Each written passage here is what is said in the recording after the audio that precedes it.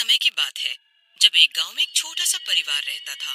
उस परिवार में शांति और उसके माँ बाप रहते हैं। शांति अपने माँ बाप की देखभाल करती थी। उनके पास काफी जमीन थी जिस पर शांति खेती किया करती थी। पूरे घर की जिम्मेदारी उसके ऊपर थी जो वो काफी अच्छे से निभा रही थी। एक दिन की बात है जब शांति खेतों में काम कर रही थी, पर तभी साथ वाले खेत के ट्रैक्टर की ब्रेक फेल हो गई। वो शांति के खेत में घुसा चला आया और शांति उसकी चपेट में आ गई।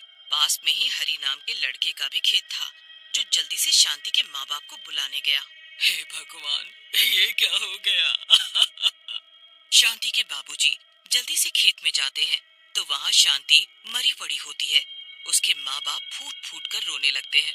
हाय हाय मेरी बच्ची, भगवान ने एक ही औलाद तो दी, वो भी हमसे छीन ली। हाय भगवान। शांति के माँ बाप शांति को उसी खेत में दफना देते हैं। शांति के बिना उसके माँ बाप एकदम अकेले पड़ जाते हैं। उन्हें समझ ही नहीं आ रहा होता कि अब वो कैसे अपना बचा खोचा जीवन शांति के बिना निकाल पाएंगे। बड़ी मुश्किलों से उनका एक एक दिन गुजर रहा होता है और ऊपर से एक दिन जमींदार का आदमी दरवाजे पर आकर खड़ा होता है। कोई है क्या घर में? कौन है? अंदर आ जाओ। हाँ भाई, कर्जा देने का कोई इरादा है कि नहीं? कर्जा? हाँ, कर्जा जो तुम्हारी बेटी ने लिया था पिछले महीने। बेटा, हम कर्जा कैसे चुका पाएंगे? हमारा तो एक ही सहारा थी और वो भी चली गई। अब तो कुछ दिन में खाने को भी नहीं होगा हमारे पास। वो देखो, मैं कुछ नहीं जानता। जमींदार जी ने बोला है पैसे लेकर आओ। अब मुझे एक तारीख बता दो कि कब पैसे दोगे। हमें कुछ दिन की मोहलत दे दो। वो आदमी वहाँ से चला जाता है। उसके बाद बेचारे बूढ़े माँ बाप चिंता में पड़ जाते हैं। मैं सोच रहा हूँ कल से खेती करना शुरू कर दूं। एक बार की फसल से सारा कर्जा भी उतर जाएगा और हमारा भी गुजारा हो जाएगा। अरे, पर आप इस उम्र में कैसे खेती करोगे? आप थोड़ी देर चलकर ही इतना थक जाते हो और खेती करने की बात करते हो। कोई और चारा भी तो नहीं है हमारे पास। अगर कर्जा नहीं चुकाया तो जमींदार हमारे खेत घर सबके ऊपर कब्जा कर लेगा। अगले दिन बेचारा बूढ़ा आदमी खेतों पर काम करने जाता है। थोड़ा सा काम करके ही उस बूढ़े आदमी की हालत खराब हो जाती है। वो बहुत थक जाता है और उस जगह आकर बैठ जाता है जहाँ उसकी बेटी को दफनाया गया होता है। शांति के बाबूजी वहीं सिर रखकर खूब रोते हैं। बेटी, तू बहुत याद आती है। देख, आज तेरे बाबूजी की क्या हालत हो गई है। जब तक तू थी हमें एक पल भी कभी किसी चीज से तकलीफ नहीं हुई। आज तेरे बिना सब खत्म हो गया है। बेचारा बूढ़ा आदमी रो धोकर उठता है और घर वापस आ जाता है। क्या हुआ? आप वापस आ गए? मैंने बहुत कोशिश की खेतों पर काम करने की, पर इस बुढ़ापे में मेरे बस की कहाँ ये सब। मैंने तो आपको पहले ही बोला था ना कि आप कहाँ कर पाओगे खेती, पर आपने मेरी एक नहीं सुनी। हाँ, अब समझ आ गया, पर अब ये खेत, ये घर सब हमसे छिन जाएगा। क्या होगा अब हमारा? बेचारे बूढ़े बाप इसी चिंता में भूखे सो जाते हैं और उधर खेतों में जमीन से एक धुआं उठता है। सब जगह धुआं ही धुआं हो जाता है। धुएं से फिर किसी के हंसने की आवाज आती है। जब धुआं हटता है तो वहाँ एक चुड़ैल खड़ी जोर जोर से हंस रही होती है। मेरे खेत, मेरे प्यारे खेत। चुड़ैल पागलों की तरह पूरे खेत में इधर से उधर भागने लगती है। मेरी मिट्टी, मेरी मिट्टी, मेरे खेत। मैं इनको ऐसे बंजर नहीं रहने दूंगी। अपने माँ बाप को दुख नहीं झेलने दूंगी। मैं मरकर भी अपना फर्ज निभाऊंगी। चुड़ैल खड़ी होती है और खुद ही हल जोतना शुरू कर देती है। पूरी रात वो हल जोतती रहती है। फिर जैसे ही 4 बजने वाले होते हैं वो एकदम रुक जाती है। सुबह होने वाली है, अब मुझे जाना होगा। किसी ने मुझे यहाँ देख लिया तो मुसीबत हो जाएगी। वापस से वहाँ धुआं उठता है और चुड़ैल उस धुएं में गायब हो जाती है। जब सुबह होती है तो पास वाले खेत में हरी काम करने आता है। खेत को आधा जुता हुआ देख वो बड़ा हैरान होता है। अरे बाबूजी तो बड़े ताकतवर निकले। बताओ, इस उम्र में आधा खेत जोत कर चले गए, पर समझ नहीं आ रहा कि उन्होंने ये सब किया कब। कल तो वो थोड़ी देर आकर वापस चले गए थे। हरी फिर शाम को घर जाते वक्त उन दोनों से मिलने चला जाता है और बातों बातों में खेत की जुताई की बात करने लगता है। ये बात सुनकर दोनों बूढ़े माँ बाप भी हैरान हो जाते हैं। मैंने तो ऐसा कुछ भी नहीं किया। मैं कल गया तो था, पर वापस आ गया था। तो फिर बाबूजी आपका खेत किसने जोता? अरे तुझे गलत फहमी हुई होगी। छोड़ ये सब और बता, शहर कब जा रहा है? नहीं बाबूजी, अब शहर जाने की इच्छा नहीं है। सोच रहा हूँ यहीं रहूं। आपकी तरह मेरा भी दुनिया में कोई नहीं है। यहाँ तो अब सब गांव वाले अपने लगते हैं। आप भी मेरे माँ बाबूजी जैसे हो, पर शहर में कोई अपना नहीं।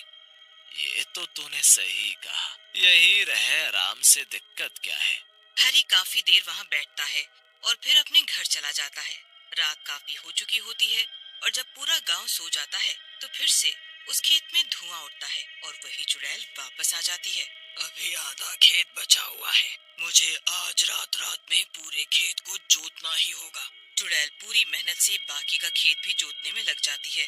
रात भर में वो पूरा खेत जोत देती है और वहाँ से उसी धुएं के साथ गायब हो जाती है। अगले दिन फिर हरी खेत देखकर हैरान हो जाता है और फिर से माँ बाबूजी को जाकर बताता है, पर उन्हें कुछ भी समझ नहीं आ रहा होता कि आखिर ये कौन उनकी मदद कर रहा है।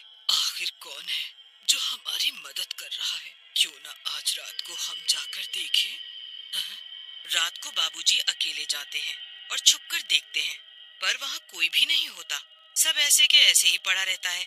काफी देर इंतजार करके वो थक जाते हैं और घर वापस आ जाते हैं।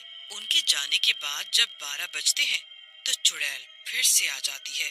आज तो मुझे बीज बोने हैं। ये तो चलो आसान काम है, मैं एक रात में ही कर दूंगी। जल्दी फसल उगने लगेगी और सब मुसीबत दूर हो जाएगी।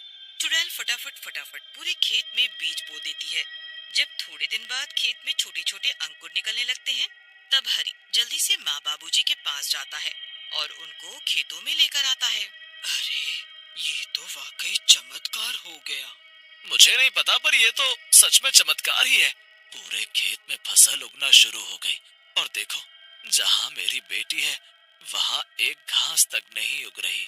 माँ बाबूजी उस जगह जाकर बैठ जाते हैं और शांति को याद करके खूब रोते हैं।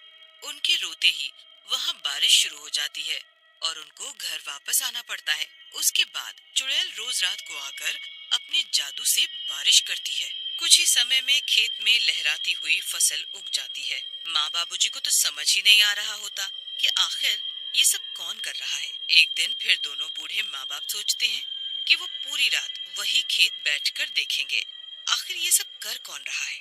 बस फिर रात को साथ वाले हरी के खेत में छुपकर बैठ जाते हैं। काफी देर हो जाती है पर वहाँ कोई नहीं आता। मैं उस दिन में कितनी देर इंतजार करता रहा, पर उस दिन भी कोई नहीं आया था यहाँ। अरे आप थोड़ा सब्र रखो, शायद जो भी आता है वो देरी से आता है ताकि उसे कोई देख ना ले। बाबूजी तो सो जाते हैं पर शांति टकटकी लगाए इंतजार करती रहती है। अब उसको भी नींद का झोंका आने लगता है। वो बड़ी कोशिश करती है कि वो सोए ना, पर उसे भी नींद आ जाती है। उसको नींद आते ही चुड़ैल का आने का वक्त हो जाता है। चुड़ैल को अंदाजा ही नहीं होता कि वहाँ कोई उसके इंतजार में छुपकर बैठा है, इसीलिए तो वो बेफिक्र अपने काम में लग जाती है। कितनी अच्छी फसल हुई है, इनको बेचकर काफी अच्छे पैसे आएंगे और सब ठीक हो जाएगा। चुड़ैल पूरी मेहनत से सारी फसल काट देती है और एक जगह इकट्ठा करने लगती है कि तभी उन दोनों बूढ़े माँ बाप की आंख खुल जाती है। मुझे ऐसा लगा यहाँ आसपास मेरी बेटी है। हमारी बेटी है आसपास। हाँ, सही कहा। मुझे भी अभी सपना आया कि शांति हमसे मिलने आई है। एकदम फिर से दोनों की नजर उस चुड़ैल पर पड़ती है। वो चुड़ैल को फसल इकट्ठा करते देख लेते हैं। अब उन्हें सब समझ आ जाता है कि ये सब एक चुड़ैल का काम है। अजी ये तो चुड़ैल है, चुड़ैल। ये चुड़ैल अब तक इस खेत में काम कर रही थी क्या? अब मैंने अपना फर्ज पूरा किया। अब मेरे माँ बाप का सारा कर्जा उतर जाएगा। इतना कहते ही चुड़ैल के आसपास धुआं उठता है और वो उसी जगह समा जाती है जिस जगह शांति को दफनाया हुआ होता है। शांति, शांति, मेरी बच्ची शांति।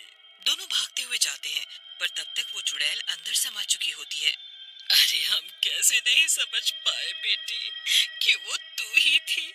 तू ही तो रोज आती थी हमारी मदद करने। शांति। माँ बाबूजी का सारा कर्जा उतर जाता है और उनके पास अच्छे खासे पैसे भी बच जाते हैं। वो हरि को भी इसके बारे में बताते हैं। हरि ये सुनकर बड़ा हैरान होता है। बस फिर हरि उन दोनों बूढ़े माँ बाप को अपने साथ रखता है। जल्द ही वो शादी कर लेता है और सब हंसी खुशी मिलकर रहने लगते हैं।